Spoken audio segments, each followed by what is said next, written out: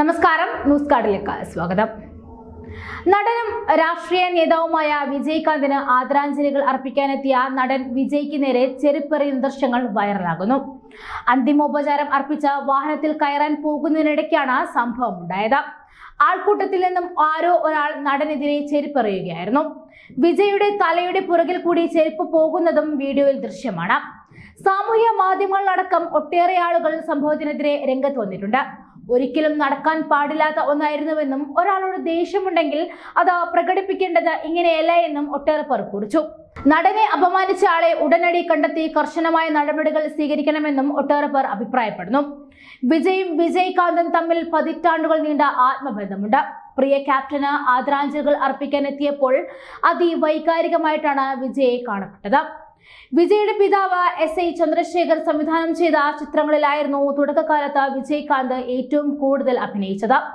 SI ചന്ദ്രശേഖറിന്റെ സംവിധാനത്തിൽ വിജയകാന്ത് നായകനായി എത്തിയ വെട്രി എന്ന ചിത്രത്തിലൂടെയാണ് ബാലതാരമായി വിജയ് സിനിമയിലേക്ക് അരങ്ങേറുന്നത്.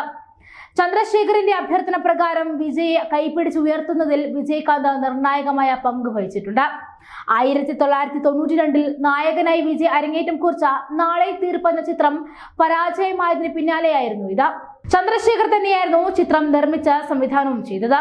ചിത്രം പരാജയമായതിന് പിന്നാലെ അക്കാലത്തെ സൂപ്പർ താരമായിരുന്ന വിജയകാന്തിനെ ചന്ദ്രശേഖർ സമീപിച്ചു. വിജയ് നായകനാകുന്ന ചിത്രത്തിൽ അഭിനയിക്കണമെന്നതായിരുന്നു അദ്ദേഹത്തിന്റെ ആവശ്യം.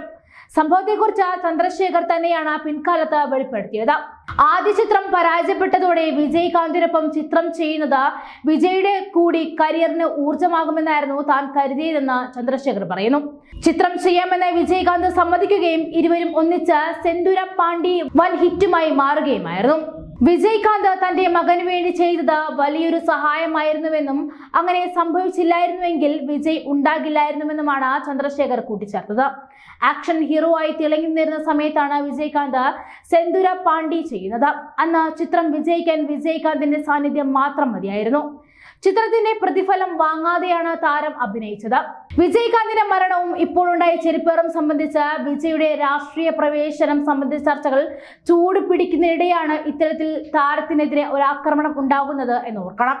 ഇതിനു മുൻപ് സർവകാല റെക്കോർഡുകൾ തകർത്തെറിഞ്ഞ വിജയുടെ ഏറ്റവും പുതിയ ചിത്രമായ ലിയോയുടെ റിലീസിംഗ് സംബന്ധിച്ചും ഓഡിയോ ലോഞ്ച് സംബന്ധിച്ചും രാഷ്ട്രീയപരമായ പല പിന്നാമ്പുറ കളികളും തമിഴ്നാട് രാഷ്ട്രീയ കളത്തിലുണ്ടായിരുന്നു. കേരളത്തിലും അതിലുപരി തമിഴ്നാട്ടിലും ഏറെ ആരാധകരുള്ള താരത്തിനെതിരെ ഉണ്ടായ ഈ പ്രവൃത്തി മുൻകൂട്ടി തീരുമാനിച്ചത് പ്രകാരമായിരിക്കും എന്നത് ഉറപ്പാണ്. രാഷ്ട്രീയപരമോ വ്യക്തിപരമോ ആയ ദേഷ്യമാണെങ്കിലും ഒരു വ്യക്തിയുടെ മരണാന്തര ചടങ്ങിൽ വികാരഭരിതനായി പങ്കെടുക്കുന്ന ഒരാൾക്ക് നേരെ ചെരുപ്പറിഞ്ഞത് വളരെ മോശമായി പോയി.